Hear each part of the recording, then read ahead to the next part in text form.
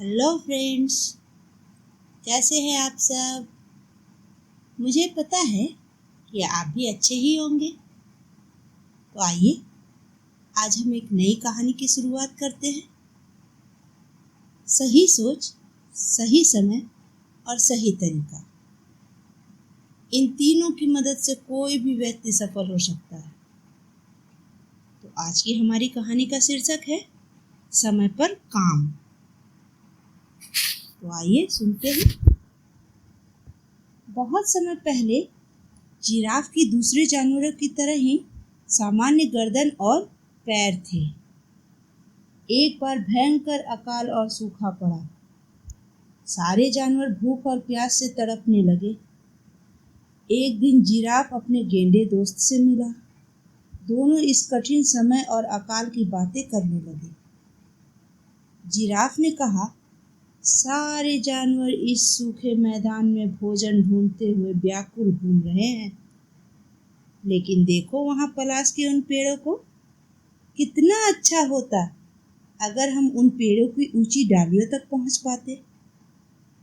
गेंडे ने कुछ सोचते हुए कहा, हमें जादूगर के पास जाना चाहिए, वह हमारी मदद अवश्य करेगा। वाह, क्या सूझी है तुम्हें भी, जिराफ ने झट से कहा। अब दोनों दोस्त जादूगर के पास पहुंच गए और अपनी समस्या उसके सामने रख दी। जादूगर जोर जोर से हंसने लगा। हा हा हा हा। ओह, यह तो मेरे लिए बहुत आसान है। तुम कल दोपहर को आना, मैं तुम्हें कोई जादुई जड़ी बूटी खाने को दूंगा, जिससे तुम्हारी टांगों और गर्दन को लंबा बना देंगी। अगले दिन जादूगर अपनी कुटिया में जिराफ और गेंडे का इंतजार कर रहा था। पर यह क्या, उसने देखा कि जिराफ अकेला आ रहा है। गेंडे का कोई पता न था। जादूगर ने जिराफ से पूछा, जिराफ भाई, आपका दोस्त कहीं दिखाई नहीं दे रहा, क्या वो नहीं आया? जिराफ ने बताया, रास्ते में हरी घास का ढेर देखकर गेंडा वहीं रुक गया और देर तक घास खाता रहा, फिर वहीं सो गया। जिराफ के बहुत कहने पर भी जादूगर ने गेंडे का इंतजार नहीं किया। उस जादूगर ने जिराफ को सारी जड़ी बूटी खिला दी। जड़ी बूटी खाते ही जिराफ को ऐसा लगा जैसे वो पृथ्वी से ऊपर उठता जा रहा है।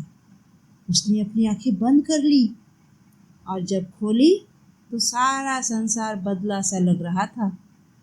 वो बहुत ऊपर था और हवा में मीलों तक देख पा रहा था।